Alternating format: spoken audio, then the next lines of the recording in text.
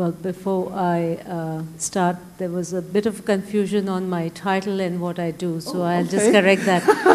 I am the CIO for Private Wealth Management, and for those who don't understand private wealth, this is the bank catering for ultra-high net worth individuals. Yeah? So we have a separate technology for that group within the bank.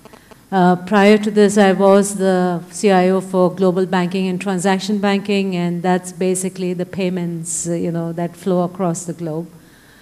Just to put it in perspective, we would, on a good day, we would settle $1 trillion in US and $1 trillion euros in Germany.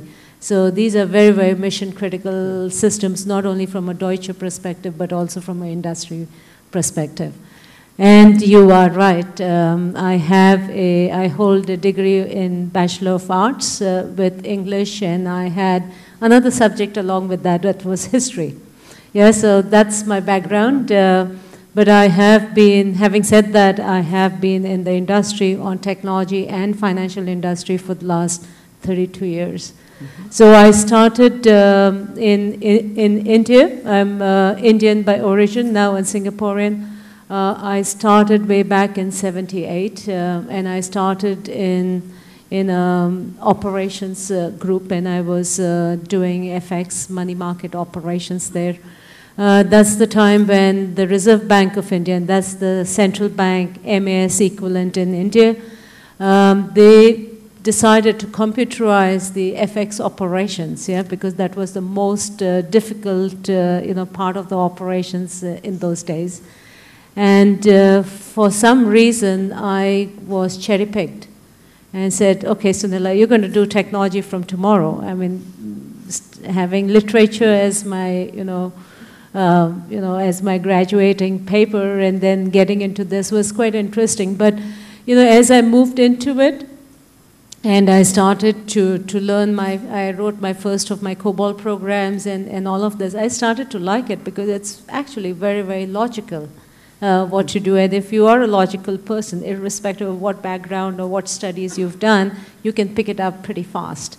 So I'm not that novice anymore in technology. It's been 28 good years that I've been doing it, predominantly in financial industry all the way. Mm-hmm. I mean, I wouldn't get into all these jargons here with all these young, people around.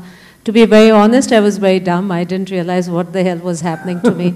So they said technology is the way to go forward. I said, okay, fine, let's do that.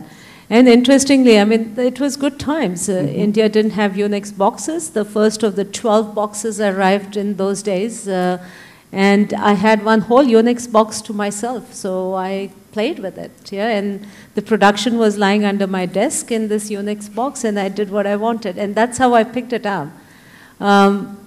If you ask me, and I'm normally very, very, I get very personal when I talk about these things, but if you ask me, if you formally want to ask me, I would give you a better story than this. Okay.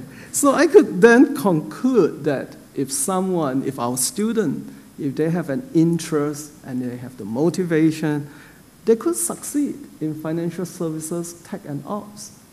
Sure, there's nothing great about this, right? It's technology, and I don't think there's anything great in technology. I don't think there's anything great in financial industry.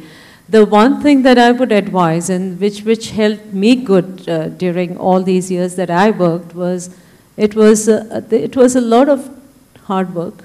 It was a lot of trial and error, but well, you go into organizations but tolerate, that you goof up at times, and I have goofed up as well.